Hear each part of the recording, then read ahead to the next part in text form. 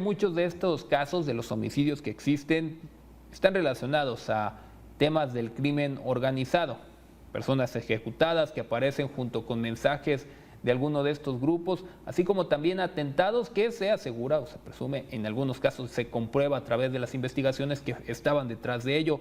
Lo que nos llega a preguntarnos es qué tanto se ha extendido el poder que tiene el crimen organizado sobre territorio nacional y sobre todo en lo que ha sido el transcurso de esta administración federal.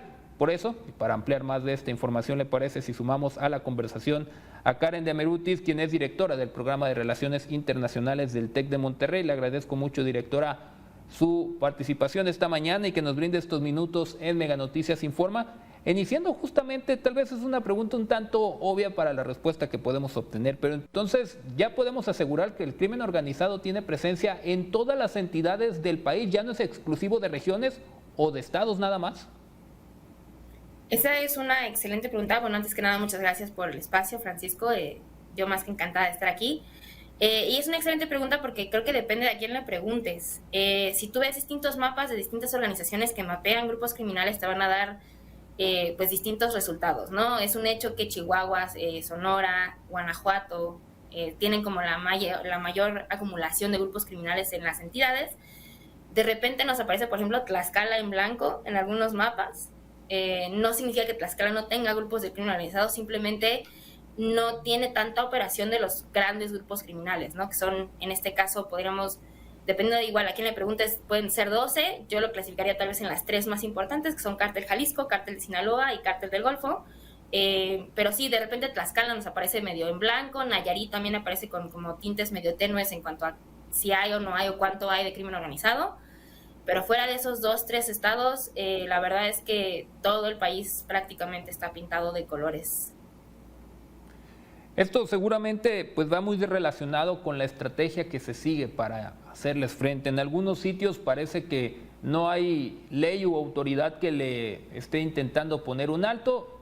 Pareciera incluso en alguna sensación de que se permite que estén ellos en conflicto, pero vemos que estos conflictos también trastocan y llegan hacia la sociedad misma. Ese podría ser un factor, entonces, la manera en que se ataca o no se ataca el problema por parte del gobierno federal, lo que les permite crecer en poder y hasta en estrategia misma a estos grupos.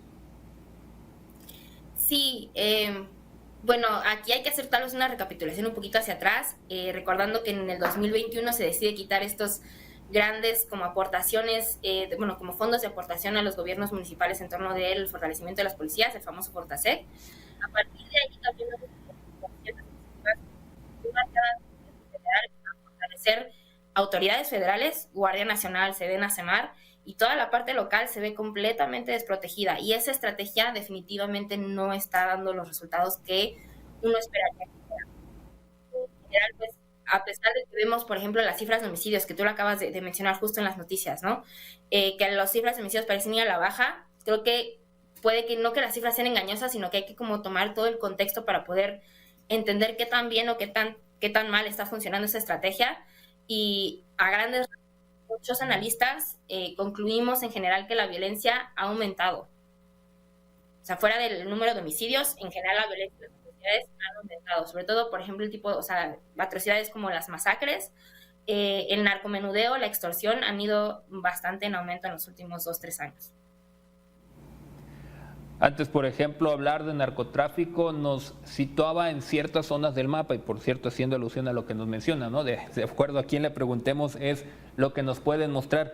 Pero hemos visto, por ejemplo, ya puntos como la misma Ciudad de México, que está sumida también en un problema constante de drogadicción, de lo que es la distribución misma. Y así nos podemos ir por otros estados que antes no eran parte de la conversación y ahora están sumidos en ello. En cuanto al poder que siguen ganando estos grupos del crimen organizado, ¿dónde tendría que venir el reajuste? ¿Fortalecer a nivel local o, como es parte del debate también, que sean las fuerzas federales las que incrementen en su presencia? Y otra es, ¿la presencia tan solo funcionaría para inhibir lo que llevan a cabo estos grupos? Creo que esa es la respuesta del millón. O sea, si supiéramos exactamente como cuál es la estrategia a implementar para poder atacar el problema de inseguridad en México, alguien ya lo hubiera hecho. La verdad es que es muy complejo como darle respuesta como así fija.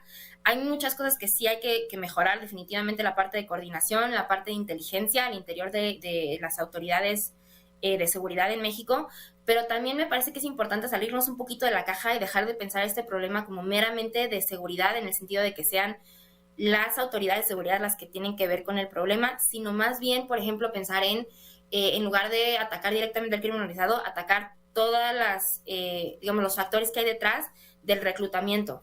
¿Por qué la gente se une al crimen organizado? ¿Por qué no hay acceso a oportunidades? ¿Por qué no hay acceso a educación? ¿Por qué criminalizamos ciertas cosas en lugar de trabajarlas más bien del lado como de salud pública, por ejemplo? Entonces creo que la respuesta es mucho más multidimensional, mucho más como multifactorial, y es algo que no he visto en esta administración, por ejemplo, ¿no? Y parece que se pierde de vista justamente que no nada más atañe a las instituciones mismas de impartir seguridad o justicia y prevenirla. También la salud, como ya lo menciona la directora, pues tiene mucho que ver. Le agradezco estos minutos que nos pudo brindar para platicar sobre este tema aquí en Mega Noticias Informa, y esperemos poder tener otras oportunidades y espacios para seguir ampliando este y otros temas. Muchísimas gracias y excelente jueves. Claro. Gracias a ti, Francisco. Hasta luego.